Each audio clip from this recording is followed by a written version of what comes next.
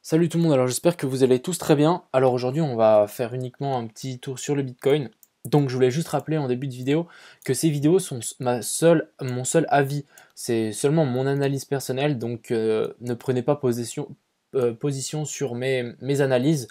Euh, c'est seulement à titre informatif pour vous montrer, juste montrer ce que je fais, comme ça vous avez juste un point de vue supplémentaire à votre analyse. Je fais seulement ça. Pas besoin, vous avez surtout pas, il faut surtout pas prendre position sur les objectifs, etc. que je donne.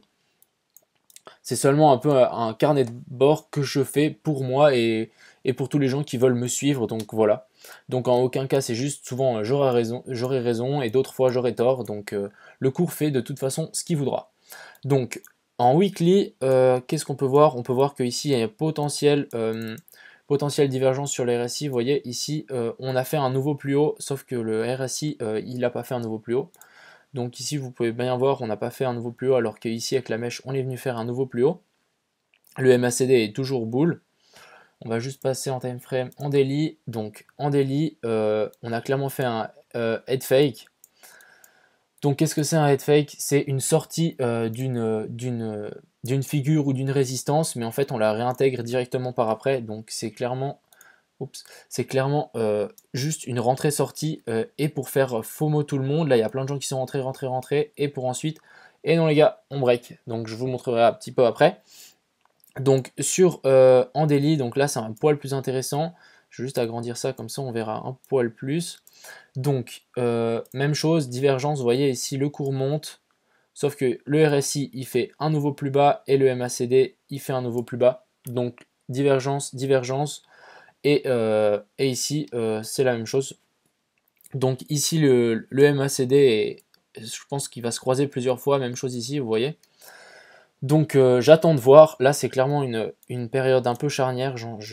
Franchement, c'est ultra difficile et à mon avis, le cours est complètement manipulé.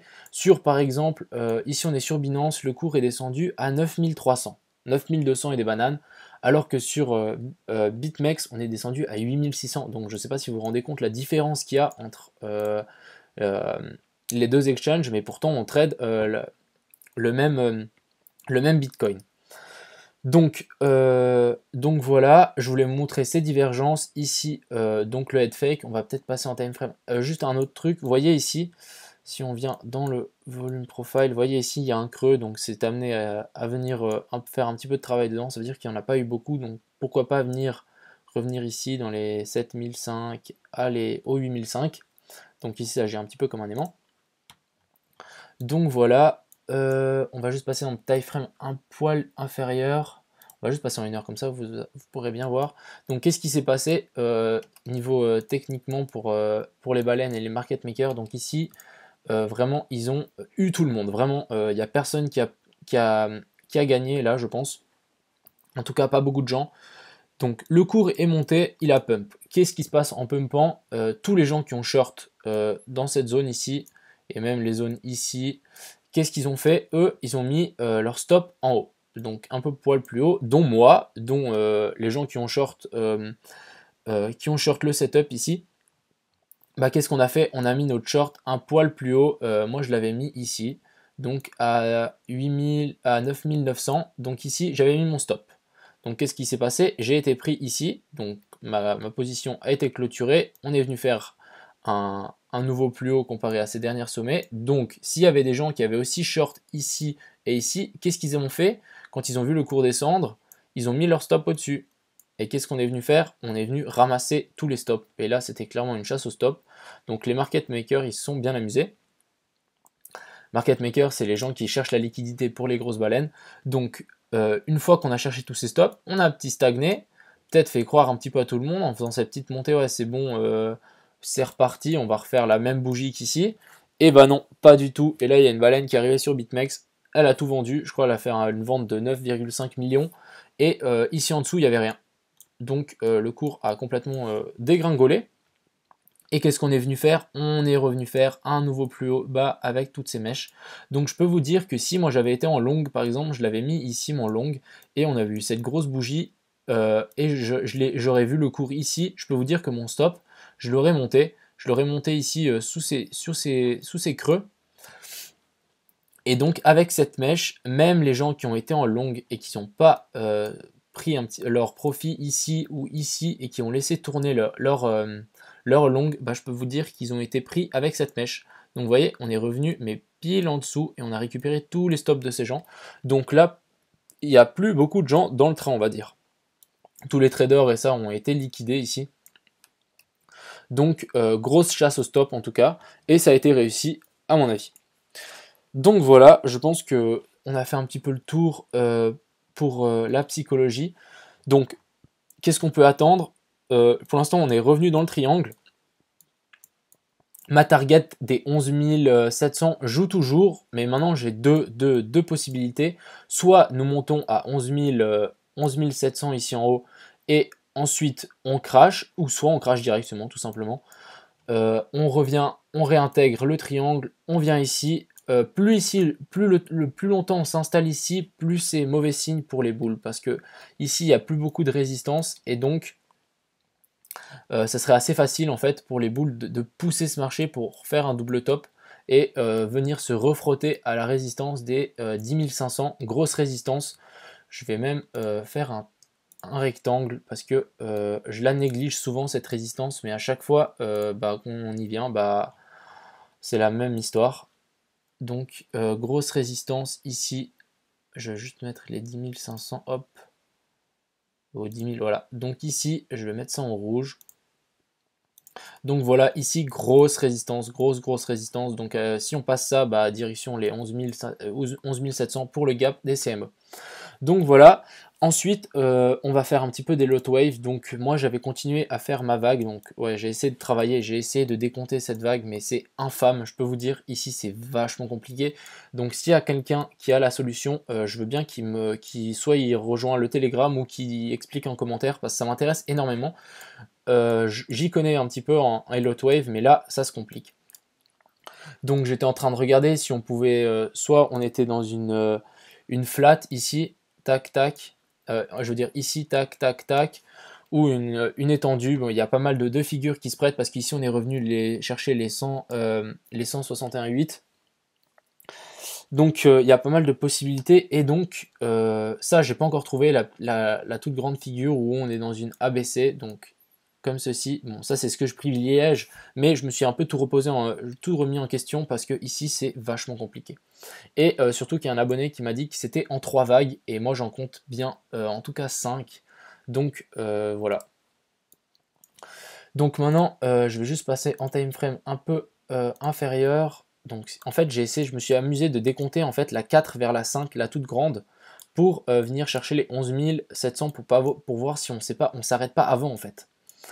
Parce que moi, mon plan, c'est soit ici, on revient, on descend un peu plus bas vers les 8005, on prend résistance ici, et on repart chercher les 11 700.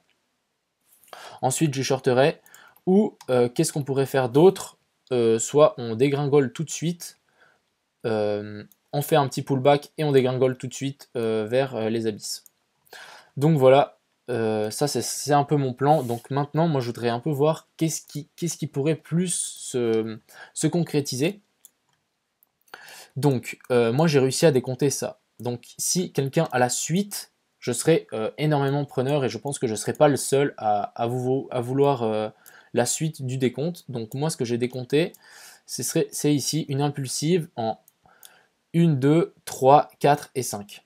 Donc on va faire ensemble... on va juste remettre les fibos ensemble. Donc ici, juste, on va mettre mon aimant. Je vais juste zoomer un petit peu plus, comme ça vous verrez un peu mieux.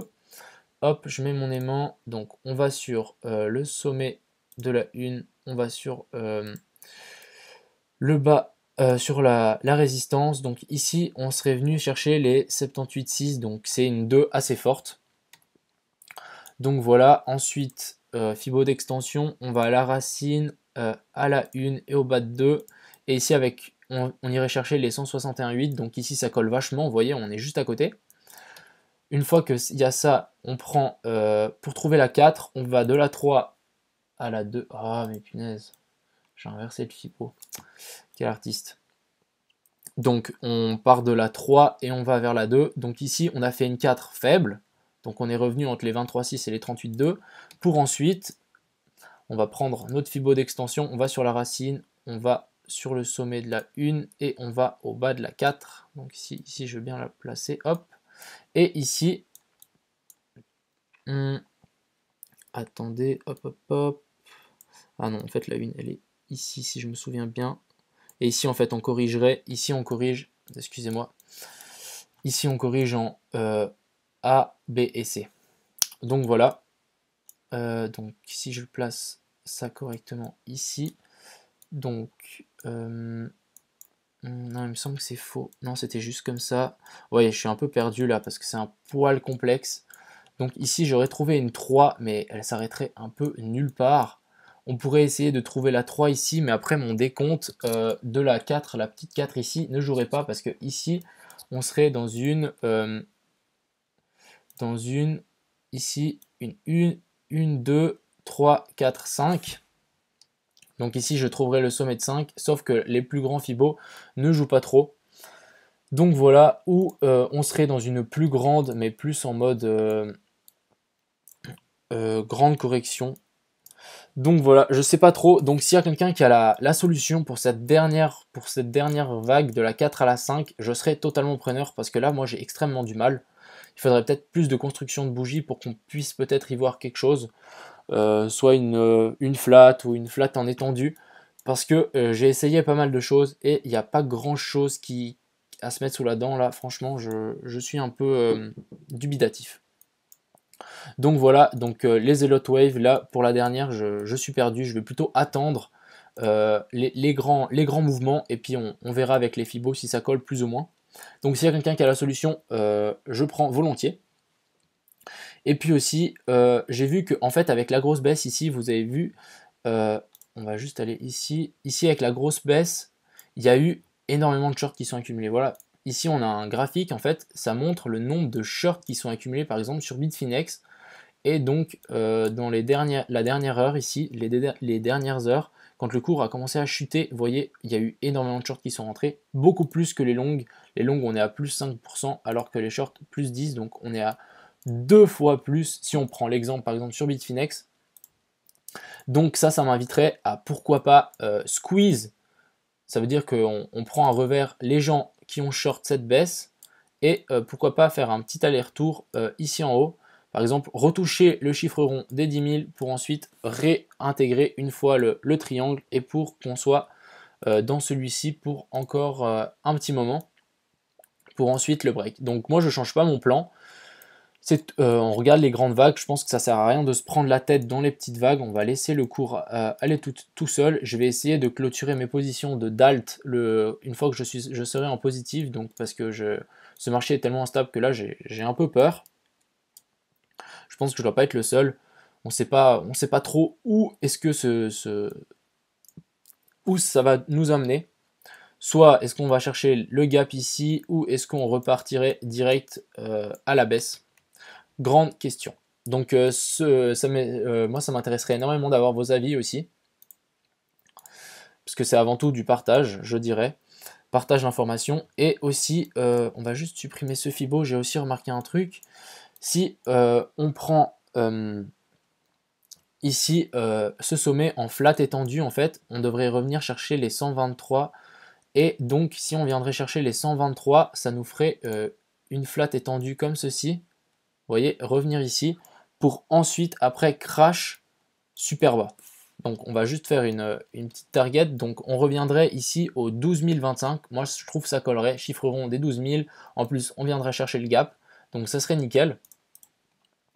Donc faire une flat en étendue comme ceci. Après il faudra faire les décomptes, mais pour l'instant je ne m'occupe pas des décomptes, je regarde les grandes figures. Donc revenir faire une flat ici, et puis ensuite on prendrait notre Fibo, on la mettrait ici au 12 000 et des bananes, 12 000, voilà, 12 037, et puis on mettrait ici, on mettrait en bas de cette vague, en A en fait. Et on devrait venir rechercher soit les 123, donc ici au 2000, ou soit les 161,8 ici en bas, mais là voilà, on arrive en négatif, donc ça m'étonnerait quand même. Mais donc juste pour vous dire que c'est quand même assez surprenant qu'est-ce que le Bitcoin peut nous faire. Je pense qu'il y a même des analystes qui disent qu'on pourrait revenir à 1002, 2008. Donc hâte de voir la suite. Moi je suis en totale attente et j'observe totalement et j'apprends.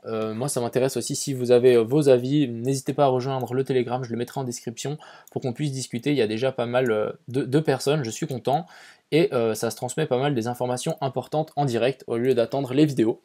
Donc voilà, j'espère que ça vous a plu. Moi je dirais un seul mot, indécision ici, on ne sait pas où on va exactement.